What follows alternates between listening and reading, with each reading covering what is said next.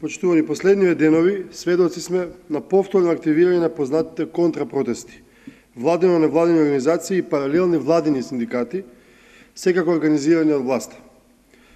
Во минатото гледавме разни лажни стечајци, жртви на транзицијата и тутунари, тепачи во црковна облека кои ги нападнаа студентите на площад, кои мирно протестираа, членови на ВМРО-ДПМН кои формираа контрапротест на иницијативата "Протестирам" и кои не сакаа да се открие вистината за убиството на Мартин Нешковски. Сега во истиот стил се појавува ново здружение како контраиницијатива на протестите за поскапувањата на АМАН, како и серија на паралелни синдикати кај лекарите кои се противат на најавениот штрајк. Со организирање на ваквите лажни здруженија, составени од луѓе блиски на власта, таа во полна смисла ја искажува незината тоталитарна и недемократска свест. Бидејќи на перфиден начин се обидува да го загуши секој обид за граѓанска иницијатива, невладино организирање или било кој автентичен протест на граѓаните против незините погубни политики. Власта сака да ги разводни и девалвира автентичните изблици на незадоволство на граѓаните преку контрапротести на партиски членови кои невешто ја бранат незината позиција. Македонија можеби единствената земја во светот во која власта организира протести насочени против сопствените граѓани, организира паралелни синдикати против работените, организира невладини организации против цивилниот сектор. Единствен друг пример кој можеме да го посочиме се протестите на владино-невладините организации кои ги организираше Слободан Милошевиќ додека тој држеше власта во Србија. Сакаме во оваа прилика да одговориме на обвинувањата кои доаѓаат од медиумските мегафони на власта дека СДСМ ги организира и стои зад протестите на иницијативата АМАН и за другите граѓански иницијативи насочени против погрешните политики на оваа власт.